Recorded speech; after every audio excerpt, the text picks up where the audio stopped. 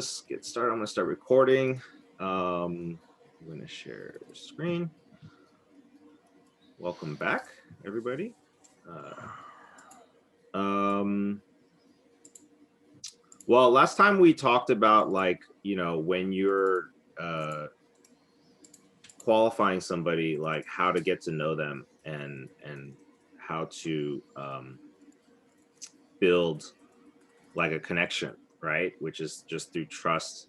Now, when I say trust, I think there's two types of trust that are most important that a client needs to have, that you need to be able to solve that in their head for them, right? Which is number one, that they trust you have the ability to get the job done. That technically and all that stuff in terms of your ability to execute. And then number two, that you understand their problem and their market and their needs more intimately than just some random person that's just showing up to press record. You know what I mean? And so that's where the marketing aspect comes into play in terms of how you present yourself. And that, I always say that we're not just videographers, like we're selling video marketing, that's like the business that we're in, because in the end, all these people, they want a result, right? That's what I just discovered the difference is between video marketing and storytelling, like filmmaking, right? Because they could look very, very, very similar. They could look exactly the same, but the difference is that when it's marketing, it only exists because it needs to get a specific result with its existence, right? Like filmmaking exists just for the self pleasure, you know what I mean, just to see it, to express yourself. And so those are two very different intentions, and so I think when you're working with a brand, when you present yourself more as a video marketer, because that you're signaling that you understand that what they want is results, and like the videos and the work, the way you're presenting yourself is somebody who helps them get results using video marketing, leveraging that skill, and so if you can convey that in the questions that you ask them and your knowledge of the industry, that will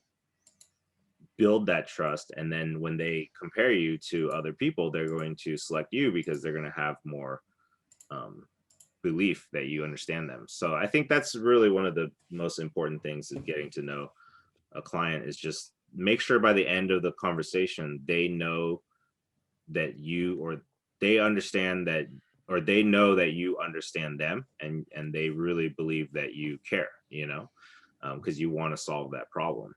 Which is why like that music video is not going to work for you, Neil, right? Because then when it's time to like pitch yourself, you're not going to put in that you don't have that reason to push for it, right? So you're not going to find the argument to like pitch a specific idea that you're passionate about. So that's why, you want to find those clients that you can do that, and then getting to know them as fast as possible, which I went over the cheat sheet in the last video, all that stuff.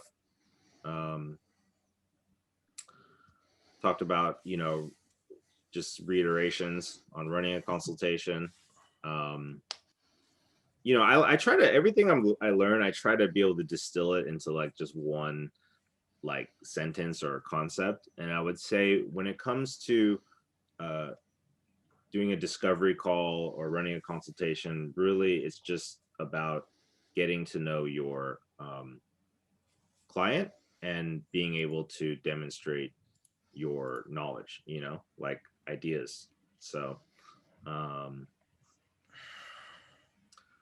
now we're going to go more into this later, I think, but there's different ways to get business, you can approach them with the free audit. You can offer a free product or service. You could be their customer first or refer them business to build a relationship. And then that kind of turns into a two-way relationship. You can create a project to interview somebody for, and then you can network with them. And I'll go into all that stuff.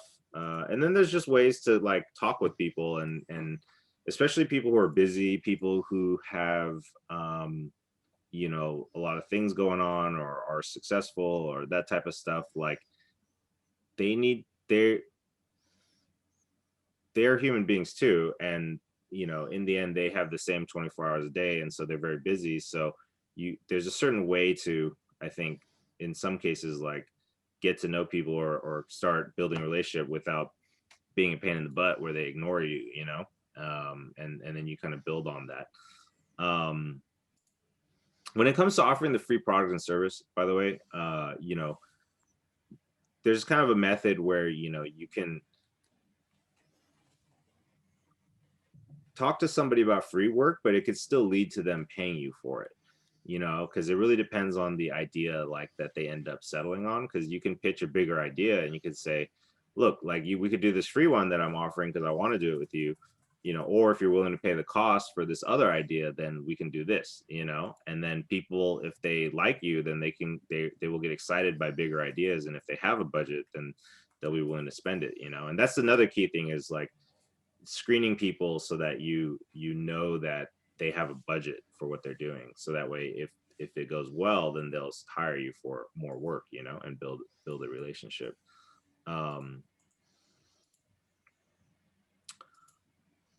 Any questions so far? Not What's yet. it? Hmm?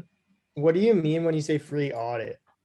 Like a free audit is just like, you know, like do you like check on somebody's social media presence or give them a score like for what the level of their marketing is, or a checklist for their business to do something. Like if it was video, like it would be something like an audit to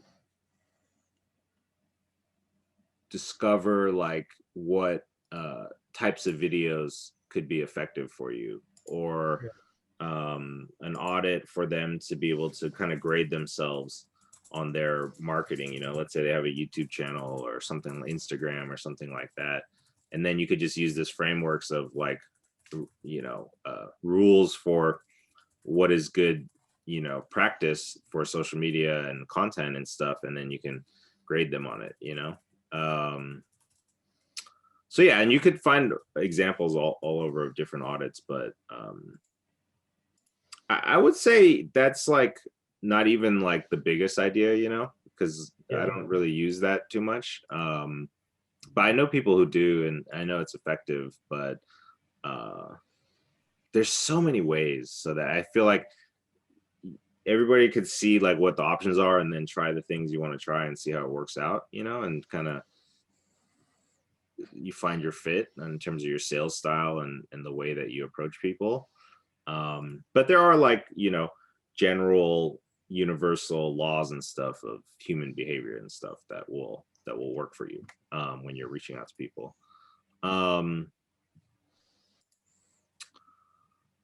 What about the sorry, asking for something small? Can you like didn't get that one actually.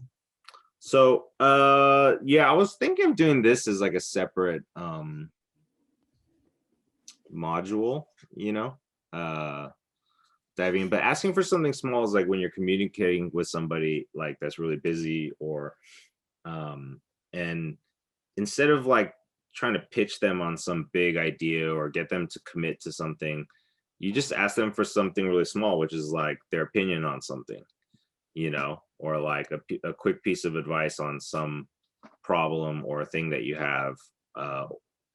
And it's just a way to start a conversation with somebody without a lot of risk, like without having to ask them for too much, you know, because everybody's always asking them for something. So for example, like let's say if I connect with somebody and like this one guy that I met that I'm been working with for years now, like I met him at a basketball game, and he had floor seats, and you know, I met him through a friend, and then we went out and had drinks together and stuff like that, and then I became Facebook friends with him, you know. And he's like a movie producer, you know, and I was friends with him on Facebook for like probably like a year or maybe more without even like messaging him, you know? And then one day I had somebody approach me because I've been working on this documentary for a long time, and they were approaching about an investor. And then, I was like, for some reason, I think this guy that I know would know this investor because they were from the similar area and similar generation. And then, um, like, so I just messaged him on Facebook, and I was like, hey, I got this guy or somebody wants to introduce me to this guy as an investor in my movie.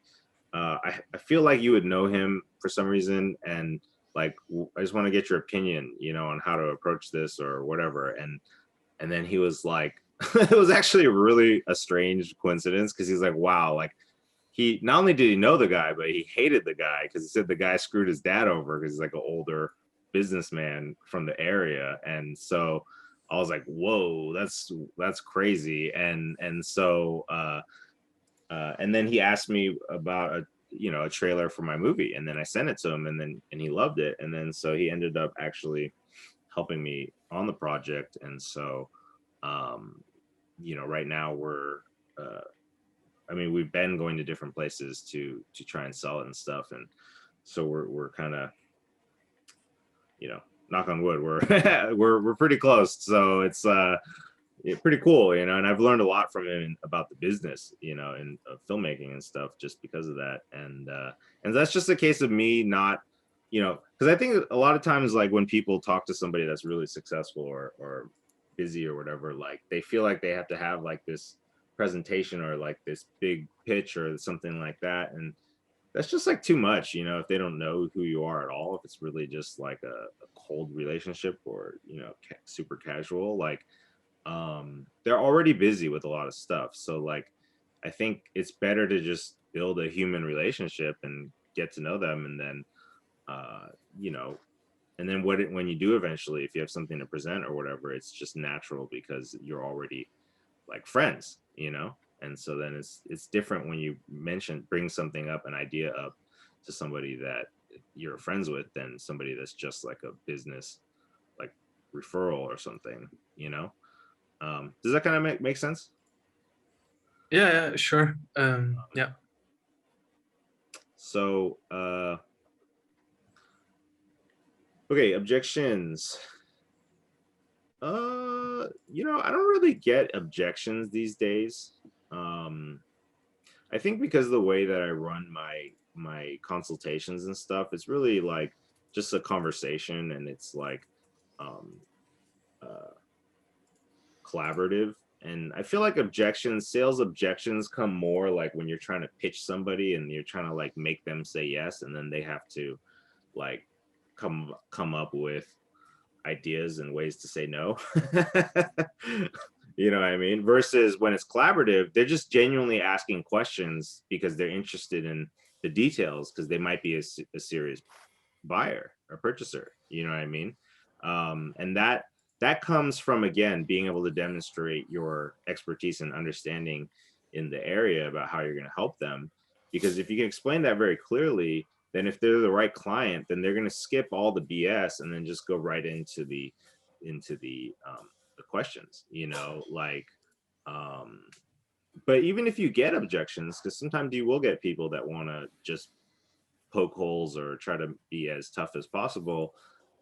It's just always an opportunity to learn, and you could reframe. So basically, when you're in a meeting with somebody, you're constantly learning from them, trying to listening carefully so that you can figure out what is the core of what they're saying, and then you're reframing what you're about to say, like through that lens, right? So making sure that they understand how it's connected to what they just said.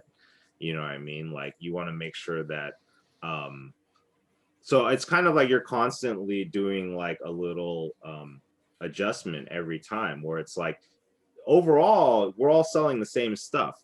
We're all selling a commercial, a brand video, like a testimonial video. Like the actual products that we're working with are all the same. What's different is the clientele that we work with, and then how we work with them. And so, you know, I'm constantly reframing how I'm like, how this product or service can benefit them through, like, if are they speaking more emotionally, or are they speaking more like nuts and bolts, or are they kind of being kind of dreamy about it, or is it like really personal, like kind of going back to what we talked about last week, which is like the personality styles and like the different energies, like if they're introverted, extroverted, like, you know, if they're self-centered, you know, all that stuff like that. That's, it's like the questions they're asking and the statements that they're making, plus what it means to them, like what are they expressing about themselves through that, right? That affects how I respond, you know. I think it goes back to always knowing your audience, you know what I mean? So like if they're a slow talker, I'm not going to speak as quickly as I might normally, just because we won't be in sync, you know. Does that make sense? These are the things that grow as you do it more, and that's why you should be hungry to be getting to prospect and to reach out to people and to get those calls and you know, get in front of people and talk to them, you know. Like the more you talk to your customer, the more they will teach you what is the best way to present the information, and what is the best thing to say, you know. Now, if they do talk about objections about pricing or budget, there's a couple things you could do, which, you know, if they, for some reason there's not enough value in their mind for what you're offering, you know, you could offer some bonus services that you throw into the package that don't cost you much money to do or time, but could appear to be a lot more value, you know. Like, let's say you can say the resizing of videos for different social media platforms, you know, or if it's like a 2-minute video, like cutting it down into 4 30-second videos, you know, things that like actually are really fast to do. You know what I mean? That it's not as much effort, but it adds a lot of value, and then that could help tip over a sale, you know, if like there's some question about it. And then, but even before that, to be honest, like if they don't understand the value, that's also something you have to diagnose, because you might have to highlight how your product or service helps them, you know, helps them make more money or save time or makes them more efficient or effective, you know, in whatever it is that the benefit they get from your product or service. You might have to explain it more clearly, which could be done through showing case studies. Like you could say, hey, like here's another company that's very similar to yours. Here's what a marketing campaign they had, or how they used video and what the results were. And this is what we would want to do for you, you know? And then it's easier for them to picture that. It's easier for them to understand, because sometimes you're going to meet people. You're basically going to meet like 2 types of prospects. Either A, they understand the value of video marketing, and it's really just about you selling yourself well enough that they want to go with you to do it, right? Or B, they don't understand the value of video marketing, and you have to explain how that could help their business. Maybe they've done other forms of marketing that have or have not worked for them, and really you know, you're going to have to educate them. There's like an extra step of educating them. So what I learned is like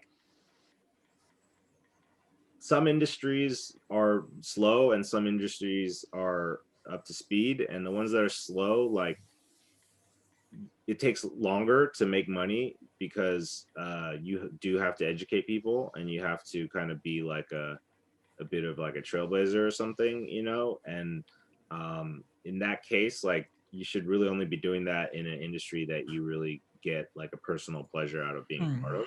You know what I mean? Because that's when it's so easy to quit. Because it's just like, you know, why go through all this extra headache? And you know, like for instance, I did a job for a hedge fund in New York, and wowee, do hedge funds have a lot of money? I'll tell you that. Like they paid $50,000 for a 1-day shoot where I basically converted their boardroom into a like talk show stage and had the CFO and the VP or CEO or whatever have like a fireside chat together, right? Like we just rented a little stage riser, we rented black drops, and we rented really nice like seats, like couches, and you know had like 3 cameras. And I mean, all in all though, I think it costed like maybe 17,000 to produce. And you know, I mean, it's like $33,000 in profit. bad And it's turnaround. like I'll do that all day, you know. But here's the crazy part: that was the first time they'd ever done video, because they typically, what they had done was they would just do audio recordings or newsletters of like their updates to their annual update to their clients, you know. And this is the first time that they were trying video, but they ended up hating the video. Like they hated the CEOs interviewing or whatever. They were so bad. And there was, because they were speaking more off the cuff, there was so much editing of what they said that wasn't legal to like speak about in that manner. Like, you just based on regulations, you know. Not that they were speaking about illegal things, just like speculating, like, you know, anyways. So there's a lot of regulation, so they ended up not even using the video at all. And Henry, yeah. you got hedge fund managers to speak from the heart. They don't have one. That's exactly right. They definitely see the world differently than a lot of people. But either way, it was very profitable. And so it did make me think, oh, do I want to get into this industry? But it was also a big pain in the ass. And I just wasn't inherently that aligned with it. And so I just didn't pursue it, you know, because I would have had to spend a lot of time educating. Because that time I got lucky because it was a friend who worked there that got me the gig, you know. Although that luck is the result of just networking and working, you know, and building a reputation. But the point is, like, for me to open up that niche as an industry, like, I would have had to really sell myself to these people and then really like deal with them. And so I was like, nah. I was like, I'm cool.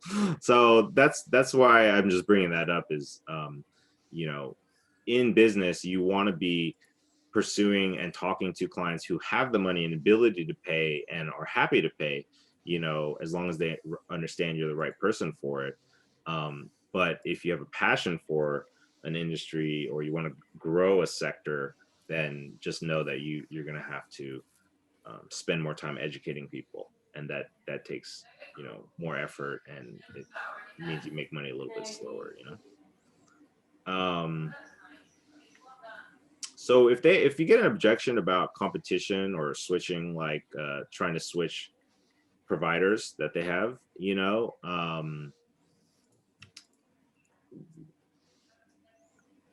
I think first you want to make sure that you know like what they really feel about the competition or who they're with, you know. So just asking them straight up, like, what is it that you like or don't like about the people that you're working with or that you're considering. And you know, I've even asked clients, like, what companies are you looking at? You know, sometimes they don't say, and sometimes they're okay with saying like who my competitors are, like, that I'm pitching against, you know. In general, I just try to get as much intel as possible, you know. And then you want to reframe the discussion to really focus on your strengths. Because let's say you're starting out and you don't have the portfolio, right? That somebody else has. You're gonna have to just really be straight up with them and sell your strengths, your personal strengths. So, you know, do you care more about this topic than anybody? You know, or do you have a personal passion or interest for the topic because of a connection you have? You know, I think one good answer to anybody that asks if you're a new company is you could say that, you know, a bigger company might not care as much about your product, but because I'm establishing myself and building my name, like I'm going to put like 120% into everything that we do together, and you're going to get way more attention and care than you would from a bigger firm, you know. Whatever it is that you could do to differentiate yourself and kind of give yourself some oomph, you know. You could do direct comparisons to explain extra value if you're offering more for the buck, you know, like more bang for their buck. You could say, look, this other company is going to give you just a video and that's it, but I'm going to give you a video and some social media content and blah blah, all this other stuff that you can, you know, value stack. If you feel like they're very firm or like they're already like decided, then it's better not to be pushy, I think, and it's just better to build a long-term relationship. And so I remember one time I got on a call, and it's funny because it's like the CEO referred me to the marketing person who's hired in charge of marketing, and we get on a call, and the first thing she says, like literally opening the conversation, is like, I just want you to know that I have somebody that I've been working with for a long time and I really like them, and we're not going to switch from them, and I don't know why we're on this call other than the CEO, like, you know, told her to. And I was just like, oh, well, that's cool. It's all good. Like, you know, I'm not here to take somebody's job if that's what, but, you know, I was just wanting to get to know you and get to know the, you know, what is could be done possibly to help. And then that's where you just offer yourself in a secondary position, just like, look, if you're happy with somebody, that's fine, but, you know, if they're too busy or there's overflow, like, just consider me like person I would like for you to reach out to me, because, you know, I could still help, you know. And I've done that with, like, especially like in the wedding industry, like with wedding planners, they always have to keep Rolodexes on people. And so I've done that, cold messaging them in the past when I was starting out, and I would actually get them reaching out to me like months and months later, you know.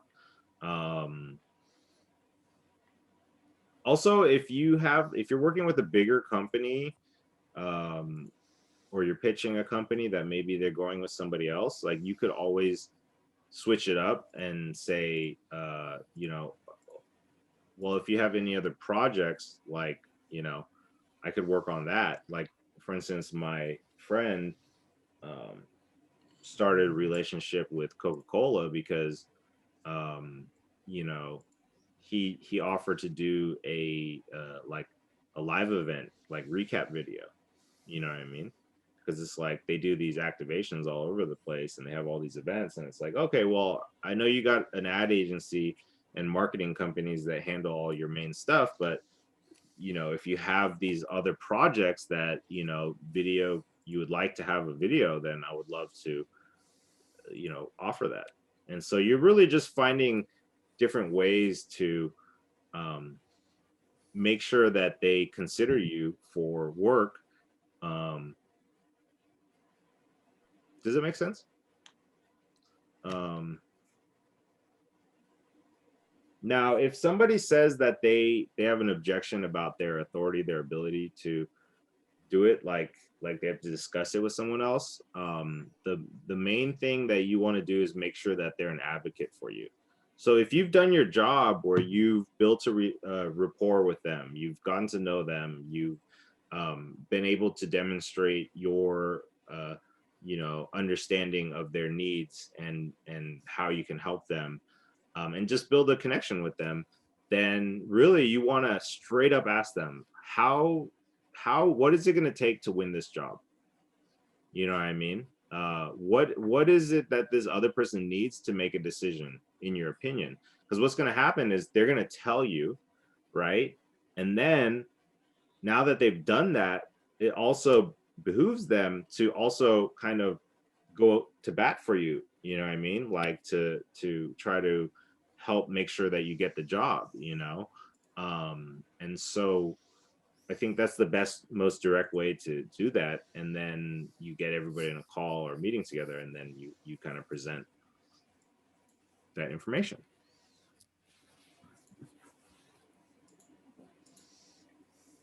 All right, if there's an objection about product fit or the need of it, you might be talking to the wrong person. I mean, you might be, you know, it might be just a waste of time, but first you have to double check, like make sure it's, you know, not a lack of understanding or something that isn't being addressed. You know, you want to make sure that's clear, and you can just ask them, is there anything like that's confusing or you have a question about, you know? And just in general, ask more questions to understand them. So anytime like there's roadblocks and you're not sure how to get around it, it just means you're not understanding everything that is motivating them, right, internally. And so you need to just keep asking questions until you figure out like what it is that they need answered. You know what I mean? Okay, so now when you're doing a consultation and then you're getting ready to close it out, you know, you want to get the highest price from them in terms of what they're willing to pay. This is something I started doing years ago, but it's been pretty awesome. And I definitely get great reviews on this. So, you know, because a lot of people have used this successfully now, and it's basically, you know, towards the end of the information gathering, you're gonna, after you've kind of determined their needs and you suggested some options and they're interested in all that stuff, then you just want to ask them what their ideal budget range is for the project. You know what I mean? Like just straight up ask them, like, ideally how much money would you like to spend for this project? Or what is the range that you would like to spend? And if you ask them before they ask you pricing, that's so important because they're tipping their hand first, right? And so depending on how they answer, if it's too low, then that signals that they're probably the wrong person for you, right? Or if it's extremely high, then you're like doing a little dance on the inside, you know what I mean? Like for instance, like when I did, which I've told the story before, but like you know, I worked with a startup, and then basically when they were telling me the project idea, I was like, okay, this is probably like at least a $10,000 job, like in my head, you know? And I was like, well, ideally, how much would you want to spend on this? And they're like, 20,000. Is that doable? And I was like, yeah, that's doable. Double what I was thinking, like totally. And so, and I've done this even on like 6-figure jobs where, you know, they're paying like $100,000 for a commercial because they have a number in their head often, you know. And if they really don't, like if they don't know how to price it, they've never done it before, then what you're going to do is you're going to not lock yourself into any price. What you're going to do is you're going to give them a range. Like you could say, well, we still have to talk about more details, but based on what, you know, you need, like it could be anywhere from, you know, $5,000 to $10,000, and just have like a really wide range, because you don't want them to be able to really zero in on like any specific number, you know. And then what you're going to do is you're going to tell them that you're going to think about it, and then you're going to put together a proposal for them, and you can offer like multiple pricing so that, you know, basically you're going to assure them that you'll find the most cost effective and valuable solution for them. Whatever it is, they'll get, you know, you should be striving to give them the best bang for their buck anyways. I mean, that's part of the business, you know? So assuming that, then you need to let them know that that's what you're going to do, you know? And I think that's really important. Any questions, actually? So just ask them what they want to spend, or what their range is, or what their ideal budget. That's a really great way to frame it when you say ideal budget, because then it's more classy than saying how much you willing to cough up. What you're gonna cough up, like, you know, that's, I feel like it's more giving them room to imagine a little bit too, you know. What percentage of the time have you had someone not give you an amount when you've asked that question? You find it's like vast majority of the time people will say something? Yeah, I can only think of one person that wouldn't give it to me. Maybe another person that just didn't know, or a couple people that didn't know, but there was one lady that I was really impressed with her, actually, that she refused, because I think I asked her like 2 or 3 times, you know, and she just like wouldn't give it to me. She was like, oh, we're just going to review. She just kept saying, we're just going to review everybody's proposal. And so I went to her coworker and asked, because he's the guy that referred me to the job, and I'm like, dude, how much are people bidding on this? And then so he found out and told me, and that helped me calibrate my quote, and it was still more than I would have budgeted. So you know, we got to do something pretty cool, but most of the time they don't, you know. I mean, most of the time they do answer, so it's just, I don't know. It works. At what time would you ask? Like, when is like the best time to ask what their budget or budget range is? Because you don't want to like hammer them with that at the beginning of the phone call. No, I usually do it at the very end. Okay. So usually if they're maybe the last 5% of the conversation, because then, you know, it'll be like, okay, we talked about all the stuff, got to know each other. Now let's figure out what, like, if we want to work together, like what it's going to take. And then one of those conversations is budget. You know, it's budget, time, you know, the schedule, any of the requirements that they have for the project, that type of stuff. And then you're going to come back and propose something to them. So, okay. And then now when it comes to a proposal, you know, we're moving into the propose phase, which is make them an offer they can't refuse. Meaning if they don't take the offer, they might be like stupid, you know, or like, it's just like, they're really not the right client, you know.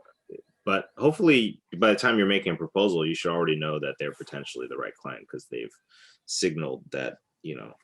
Also, another important question that you want to ask in the consultation, kind of before, maybe even before you bring up the money, but just asking like, hey, do you have a marketing budget? And if this worked out for you, like, would you be open to like allocating some of that marketing budget for more projects?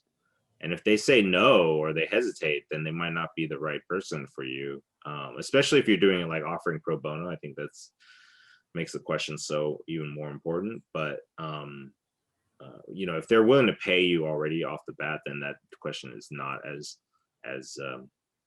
relevant, because they're already paying you. And so it's kind of assumed that if it goes that well, that they would do more. But you know, when you're trying to decide, when you're building a portfolio and you're trying to decide, oh, should I donate, you know, my time to this for my portfolio, exchange my time for it, I guess, you know, is it going to lead to more work? And maybe they could even pay me now. Like, for instance, in the cannabis niche that I'm building, like the first client that I worked with that was supposed to be pro bono ended up spending like $3,500 in cash. And they just delivered it like they were drug dealers or something. And so, you know, it was cool, you know, and I was like, oh yeah, that's cool. So basically, like in the proposal phase, the way you make sure that that offer is good is that you've kind of figured out what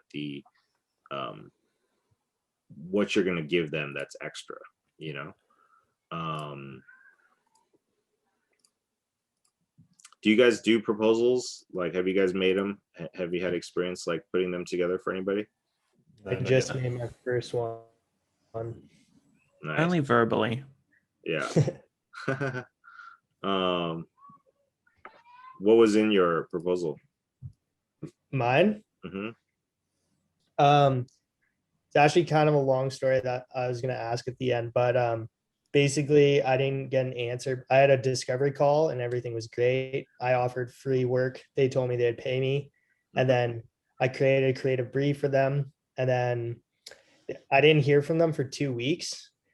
And I was like, shit, I really need to save this. So I created a proposal which had a case study from another company I've worked with, and then an ideas pitch, which was basically going to be like the work I was going to propose to them. But I took out all prices just to kind of like hammer them with value, hopefully. And then they were stoked when they got back to me, but I don't even think they had time to really review it. But what was in it was the case study. And then I basically had like 3 separate deliverables of video ideas that we could do. And I had prices written down like in my mind, but not like in the proposal.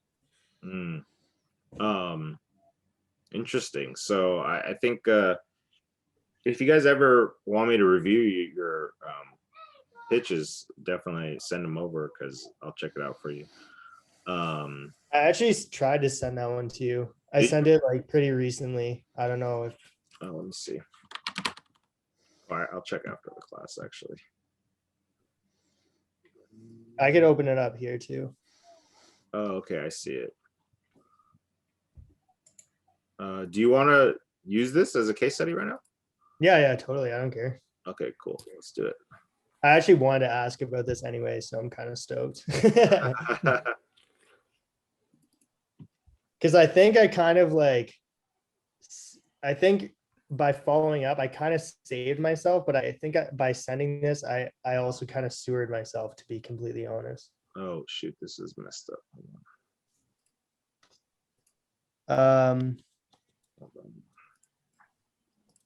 Yeah, it was a PDF, so I don't know. I could try and open it on here too. Oh, I see. I got it. Okay.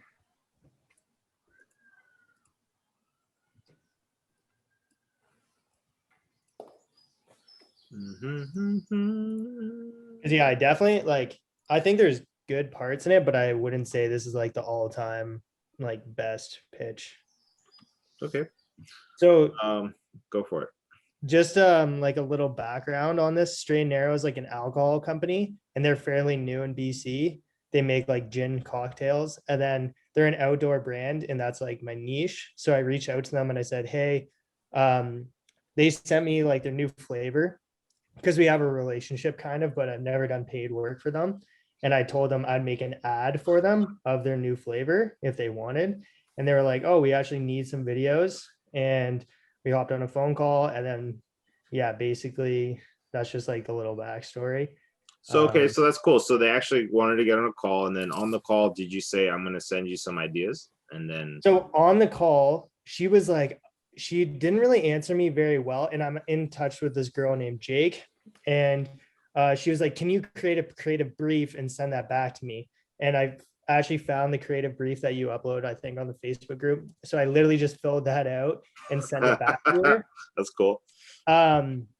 But also we didn't talk budget because like it was my first phone call, right? So I'm like all like nervous on the phone and stuff, and I'm like forgetting my words kind of. And I was too scared to ask the budget, but as soon as we finished the phone call, I emailed her and I said, hey, just for the creative brief and deliverables, like, do you have a budget or budget range? And like, that you were hoping to spend on this so I can create like, the most value for you basically. And that's when she didn't answer me. And I was like, oh man, I kind of blew it. Like I just didn't ask for the budget properly. And maybe she was too sensitive about money, blah, blah, blah. And then I was like, you know what? I'm just going to create a proposal for her and hammer her with like some value. and hopefully she's still interested, basically, because I thought I lost her as like kind of a client, because now this is 2 weeks later, and then I sent this to her this week, and then I don't think she responded to this, but she was like, "Hey Henry, thanks so much for reaching out." She's like, "I've been super busy with a new release." And she's like, "I promise you're on the top of my list for Monday. We really want to work with you and pay you," is what she said. Ooh, look at that. So Yeah. that's awesome, dude. That's great. Yeah. I'm happy to hear that. I think you know, one important part about pitching I learned is you really have to be as like, don't get too high and don't get too low, you know, because a lot of times you don't hear back from somebody and it's like it could mean a lot of things, and sometimes they come back and it's like random things that happened that, you know, they couldn't get out of, that was out of their control, you know, or just life happened, you know. Like one guy, actually one of my recent clients, which they finally paid a deposit, but you know, that conversation started in like freaking November, right, last year. But at one point he went silent for like weeks, and I was like, "Oh, just checking in, blah blah, whatever." And he's like, "Oh, I broke my arm," and I was like, "Oh, well then you do that." Focus on that. And then, you know, and then I didn't hear back for another like 3 or 4 weeks, and then they just hit me up. And so, you know, you kind of like, if you've done all the work leading up to it, and once you submit the proposal, you just kind of have to just let it go, you know, and just whatever happens happens. And but that's Yeah. awesome that she responded that way. And so let's look at your proposal. Okay, so you talked about a sales funnel with her. Yeah. So basically we didn't like specifically talk sales funnels, but it was mentioned a little bit in our phone call. But really their main like source of marketing is on Instagram. They have like 10,000 followers on Instagram, and they like do paid ads on Instagram, and that's what they wanted me for. They wanted me to basically make videos. They're looking for content for 3 things: a new flavor, a new like 12 pack, and then they're doing like a video contest series, and they want to like videos to promote the video contest. And I'm basically like, my idea was for the 2 flavors, if like tier 1 would be like the cheapest option, would be like top of funnel ads for the 2 products, and then like my tier 2 would be like the top and middle funnel, and then my like most expensive would be like $3,000, and it'd be like ads for like top of funnel, mid of funnel, bottom of funnel as well. Got it. And the reason why I did this is because I was just making ads for a sunglass company, and they shared like a bunch of really cool information with me. That was like the best social media practices for like their best for top of funnel, mid of funnel, and bottom of funnel. And that's what I was basically just summarizing here. I've got a question if you don't mind. Yeah, give her. If we don't have prior experience with a similar brand or just a similar person in that field, could a spec ad be something that you link in as proof of concept instead of the wonderful pages you have on case studies? Definitely. I mean, you could definitely do a spec ad, and you could even show, yeah, other people's case studies, but your spec ad, just, you know, if they ask you, then you just tell them you did it on spec, you know? Nice. All right. I mean, anything you could show that gives them an idea of what you want to do or can do is what's going to help you, you know? So just don't hold back, because it's just, you know, what I learned too is doing decks for people, other people's businesses and stuff, or seeing other people's decks. You know, they really just use any image or video that they want. Like so many decks like for that I've seen in Hollywood just have like all sorts of people like in the cast and all this like showing other people's movies, and you know what I mean? Like they're just doing the best they can to convey what they really want, you know? Yeah. And there's no like copyright rules because nobody gives a shit. Okay, so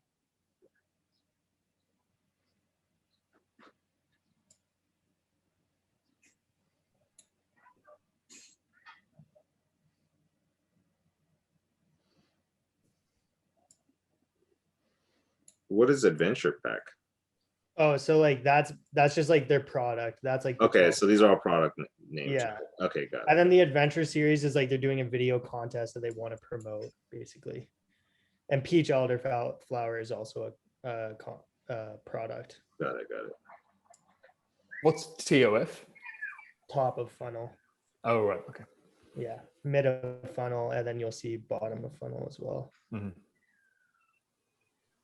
So I think like in my mind, I told them I was going to do one ad for free. So I always said I was going to do the first 15-second ad for free. But like my first idea, I was thinking around like $600 because right now my day rate's $300. So I figured it would take me about 2 days to make that plus one free video. So I was thinking around 600 for the first one, and then basically double that for the next one was about like closer to 1,500, and then the last one was about like again double that, so like another grand, like 2,500 or something. But yeah, it's really, I was just trying to give them ideas. Like when I sent this, I was like, you know what, these are my ideas right now. Here is how I think I could add value to them by using a sales funnel. And they're trying to add, they're trying to promote products, right? So I was just using a basic sales funnel. And ultimately, I was just like, I'm just going to give them these ideas, and it might not be exactly what they want, but like, I'm just trying to get their interest again. Like, I just want to see if they're still interested, and they are. So I might not end up doing like top of funnel things like this, or I might not do all of this, but they definitely want social media videos for the adventure pack, peach elderflower, and the adventure series. So just trying to like lay it out in a valuable format for them.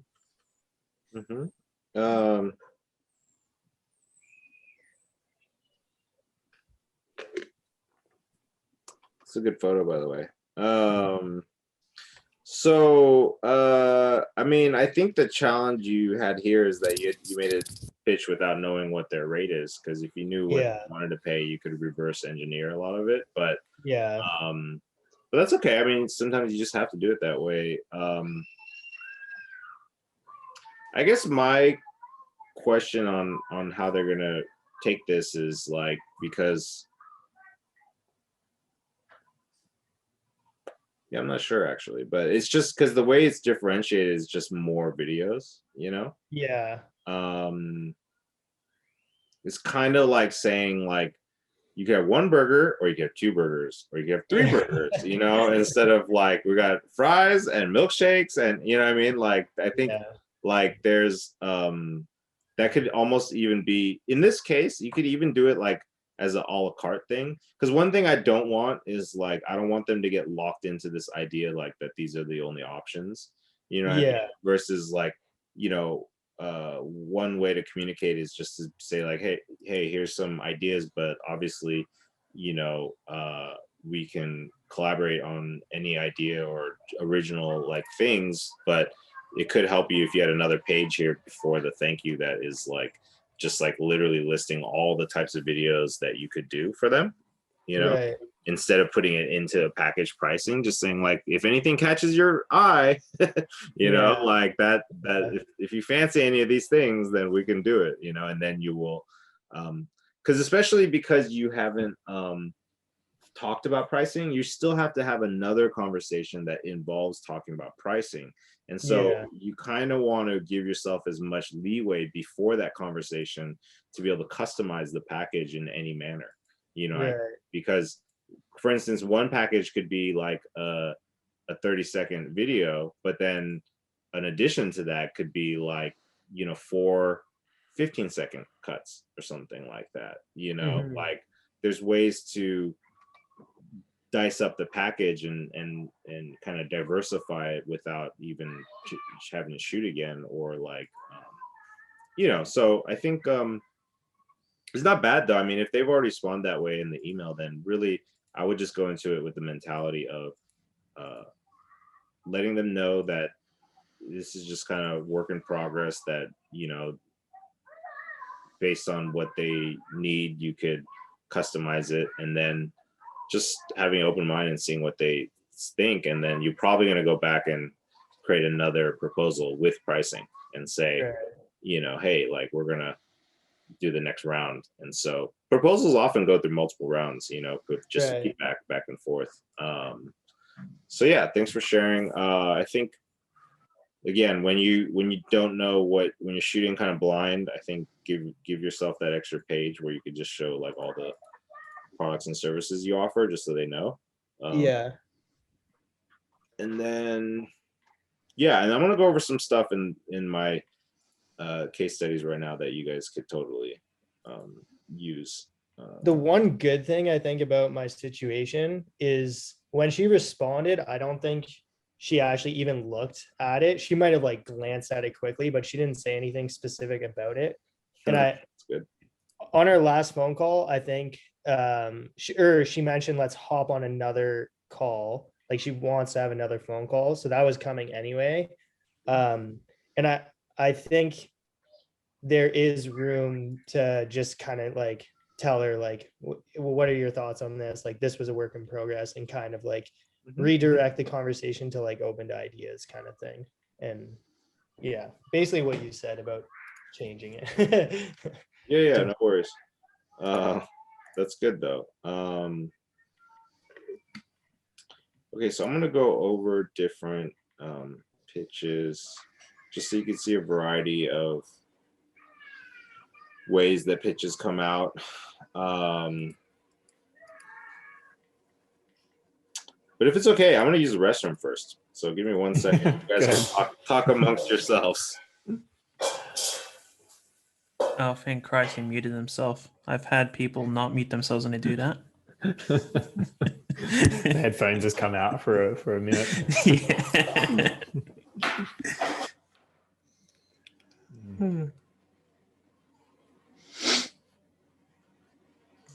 So what are you going to tell your client when they come over and you still don't have any Adobe applications? Well, I think I might have a fix. It's just a bit drastic, and I'm hoping the fresh reinstall I did earlier today, which I haven't had time to test, fully works. Because I did get it working for 2 hours yesterday, but then I reopened it. But then I reopened it and it corrupted again. So, All right. yeah, it's just a bad timing. But I'm not too concerned because the alternative is, so this client, he insisted that he'd do the editing. He just want me for VFX. Okay. So apparently he doesn't actually know how to edit. So I've been just teaching him as well. So I'll just probably end up doing all day instead. You're a consultant now then.